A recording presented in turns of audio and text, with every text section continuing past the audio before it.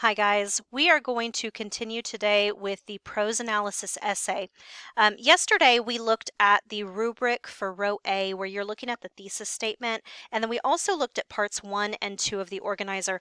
I am going to fly through a review of that before we move on to the next section, which is today's focus, where we look at row B, which is basically the evidence and commentary. It's like the body paragraphs of your paper, and then also the organizers part 3 and 4. So this part is just a quick review. I will fly through it so you can access these slides in the daily folder to review at your own pace if you would like to go a little bit slower. We looked over the rubric. You saw the thesis point and how to earn that. We deconstructed the prompt. We looked at the big question and the little question. We talked about how to answer the big question, and keeping the focus on the author and what the author is doing is really important. So you would say O'Brien reveals or O'Brien illustrates, etc. We talked about how to answer the little question. This basically ties into your level 3 strategy that you looked at for number 7 in the close reading steps. So we're looking at the overall organizational strategy that the author used to unify the text as a whole. We looked at how to write a thesis statement. We looked at how to compose the thesis statement by doing something at that level 3 strategy, that organizational move. By doing this thing, the author reveals, use an analysis verb here, the author reveals what, and then answer the big question. So, for example, here's a template you can use for your own thesis statement. By what Tim O'Brien does what? And so the first part is the little question, the second part is the big question. This was the sample thesis statement that we went over. It's been color-coded and broken down for you if you'd like to review this.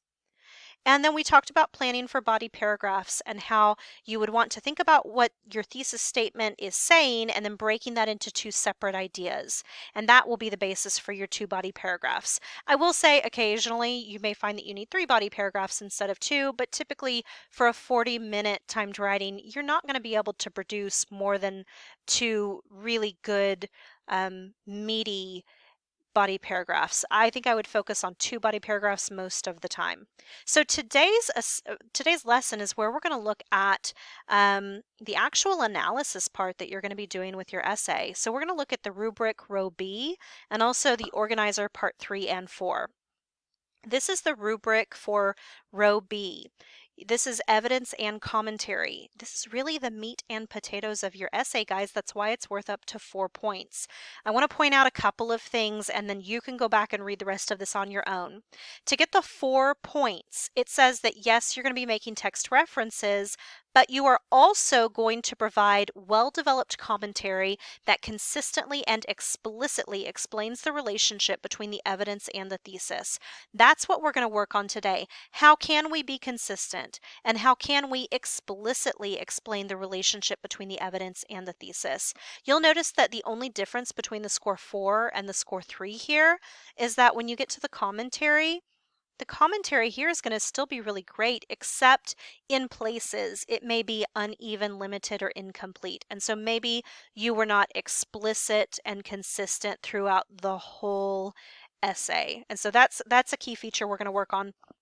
I would also like to point out that the score point 2, 3, and 4 here, they all talk about making text references. If you are simply providing references to the text that are just vague or non-specific, and you're not actually using direct text evidence, and you're just summarizing, for example, you're only going to get into the score point 1 category. If you are not paraphrasing or using direct quotes, you're not going to get more than 1 point.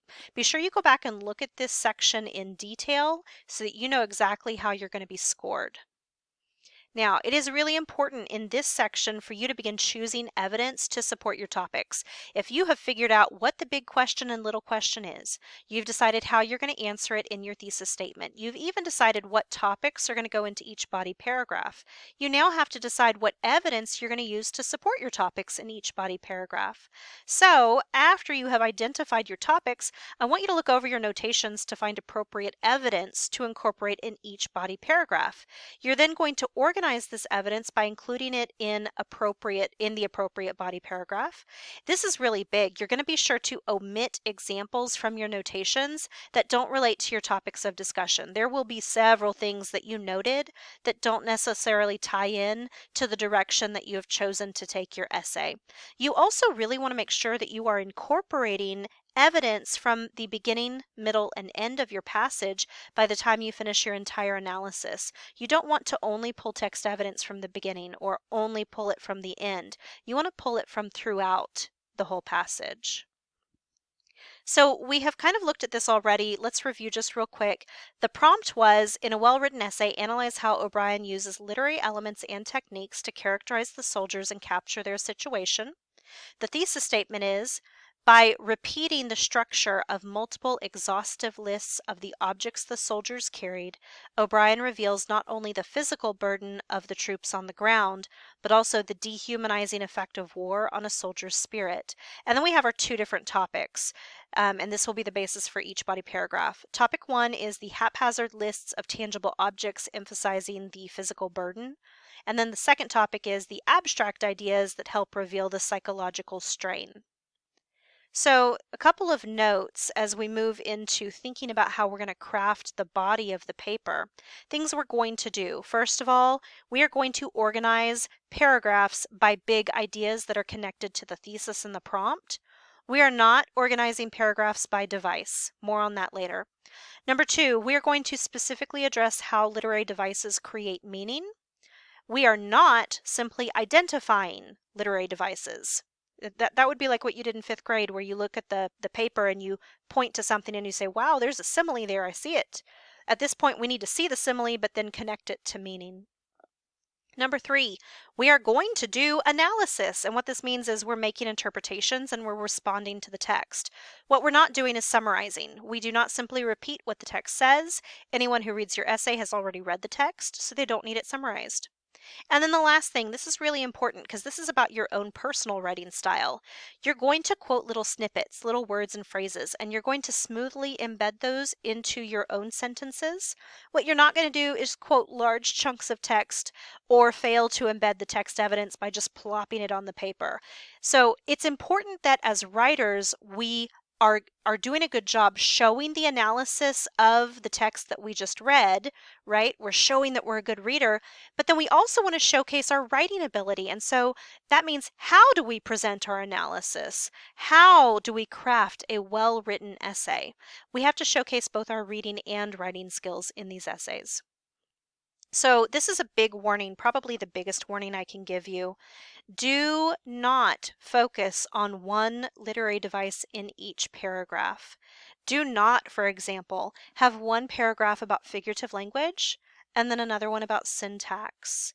We want to be pulling examples from the passage that support ideas that are connected to the thesis.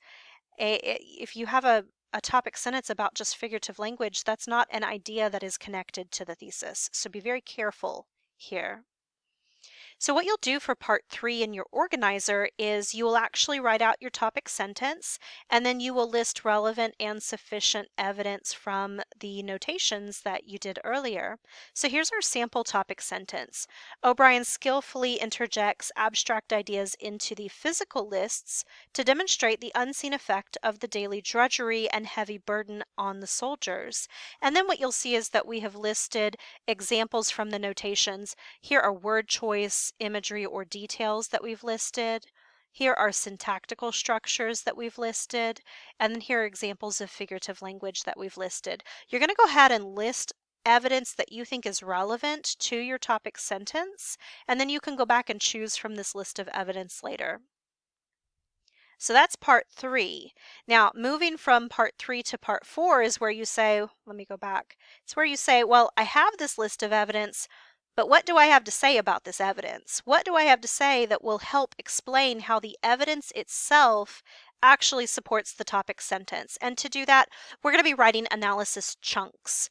So once you have determined the topic sentence you would like to explore and you've chosen the evidence that supports that topic, that's what you did in step 3, you're then going to practice incorporating and discussing that evidence in a meaningful chunk of 3 to 5 sentences. And guys, what this is basically it's a concrete detail plus commentary. That's what an analysis chunk is. And we're going to show you how to do that.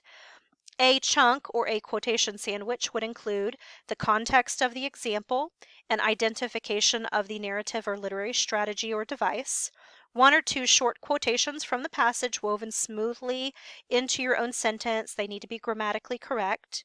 And this is so important, an explanation of the example and its connection to the overall meaning or purpose of the actual passage. And so I'm going to show you how to do that. How do we write these chunks? I'm going to be referring to them this year as device to meaning chunks, more frequently called D2M chunks. I'm going to show you how to do this using templates from Mrs. Davis's Yellow Pages. And I'm going to fly through this section. You're going to have to go back and look at this on the slides because I don't have enough time in the video to show you everything. But in general, your device to meaning chunk should be 3 to 5 sentences long. And a connection has to articulate the meaning that the device suggests and how this suggestion is achieved.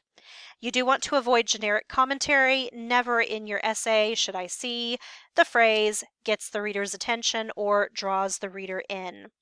There are templates here. This section is over diction. There's a template and an example. This section is over syntax. There's a template and an example. This section here is imagery, template, and example. You see. Okay, here we go. Figurative language, personification. Again, guys, you just have to go back and look at this on your own. Hyperbole, symbols, details, allusions. And what we're going to move on to now are the examples from the modeled passage from chapter 1 in O'Brien's The Things They Carried. So you've seen the top half of this, you've seen the topic sentence. And what we're going to do now is look at specific support for this topic sentence. Remember, I had already made that big list for part 3 or step 3 in the organizer. Here I get a little bit more specific. I said, okay, well, for imagery, there is the text evidence weight of memory. The effect of this text evidence is that the image emphasizes the power and burden of the memories of the soldier's experiences, equating those experiences to a physical weight. Here's another literary device I found. It's anaphora. The text evidence is they carried. It's repeated over and over again at the beginning of sentences. And I said that the effect of this is this repetition reveals the complex, overwhelming experiences of the soldiers during war, emphasizing the never-ending list of both physical and emotional burdens. Here's another one, the antithesis, by daylight, at night. So they're like juxtaposed next to each other and they're opposites. And the effect of this is the opposite yet parallel circumstances in which soldiers must carry on and continue their trudgery reveals the extreme burden and weight of the experience as it appears to literally never end. And then this last one, here's a simile. They moved like mules is the text evidence. And I said that the comparison of soldiers to mules reveals the loss of humanity that they are experiencing. And so here's how I'm going to write my D2M chunks. And yes, this is actually part 4 of your organizer. I'm going to take specific examples. So now that I've generally looked at the effect, I'm going to get a lot more specific now. So I started with the anaphora of they carried over and over again. And here is my device to meaning chunk. I said O'Brien's anaphora, the repeated they carried at the beginning of many sentences, emphasizes first the sheer volume of objects and concepts that soldiers maintain with them at times of war, and second, the wide variety of both the physical and emotional burden of these objects and ideas. This syntactical device supports the idea that soldiers are burdened by the inhuman amount of physical objects they must literally carry and the emotional toll of the abstract concepts they are forced to reckon with. And so I have identified the device, I have quoted it, I've placed it in context, and I have connected it back to the meaning of the passage. Here is another example. The simile, they moved like mules, depicts the soldiers' transformation to inhuman beasts. This powerful comparison communicates the distress they are experiencing and is significant because it reinforces the idea that the daily wear and tear on soldiers is a transformative burden. It establishes the connection between the animal and the experience of war, emphasizing the inhumanity of the war itself. So there are my D2M chunks for examples. You only have to do one in part 4, but it is now your turn to practice. You can turn off this video and go back and look at the slides that are provided.